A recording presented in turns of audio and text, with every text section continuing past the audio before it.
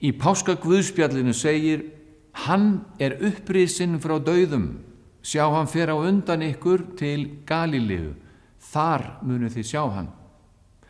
Höfundur guðspjallsins leggur það mikla áherslu á það að bæði engillinn við tómu gröfina og hinn upprisni Kristur ítrekka það. Galílea, hvað merkir það? Galílea var alþjóðlegt landsvæði, þar sem allskyns fólki ægði saman, vegamót ólíkra menningar heima. Í lok guðspjallsins greinir frá því að einmitt þar í Galíleu er hinn upprisna Krist að finna, þangað sendir Jesús lærisveinana. Í Galíleu ríkti fjölmenning, margbreytileiki, ólíkt rótgrónum hefðum og siðum helgu borgarinnar Jerúsalem, það sem musterið var að finna.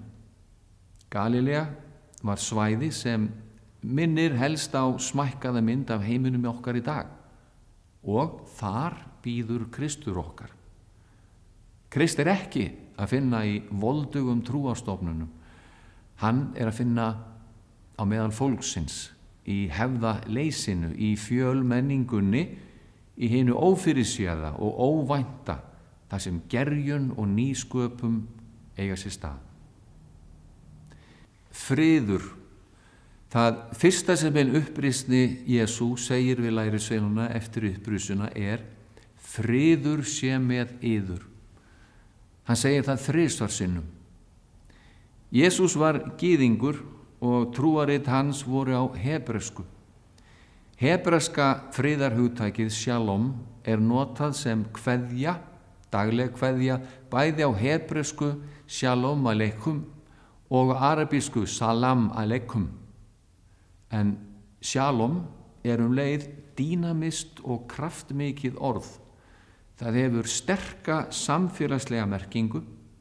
Það merkir alls ekki kyrrstöðu eða ládeyðu. Þar sem ógnarstjórn ríkir og öllu er haldið niðri í kyrrð og ró, þar ríkir ekki friður, þar ríkir ekki shalom. Hugtakið hefur með kraftana í samfélaginu að gera, að þar ríki jafnvægi, innri krafta og samfélagslegt jafnvægi og réttlæti.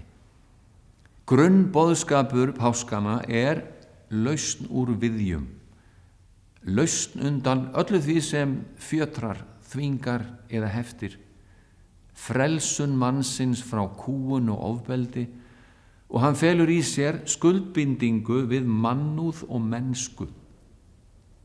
Upprisu og friðarboðskapur Jesú Krists er endurskapandi kraftur sem ögrar allri kyrrstöðu og boðar samfélagslegt réttlæti og jafnvægi innri kraftana. Hann hvetur okkur til að leggja skapandi öflum lið og að við gerumst tilbúin til að taka okkur stöðu með hinum umkomulausu, með flóttamönnum, með hinum óttaslegnu, með hinum fátæku. Í landi þar sem bilið breikkar stöðugt á milli þeirra sem hafa og þeirra sem ekki hafa, þar sem auður landsins safnast jafnt og þétt á hendur örfárra og þar sem hinir lægst launuðustu get ekki lifað af launum sínum þrátt fyrir langa vinnudaga, þar ríkir ekki sá friður sem okkar kristna trú boðar.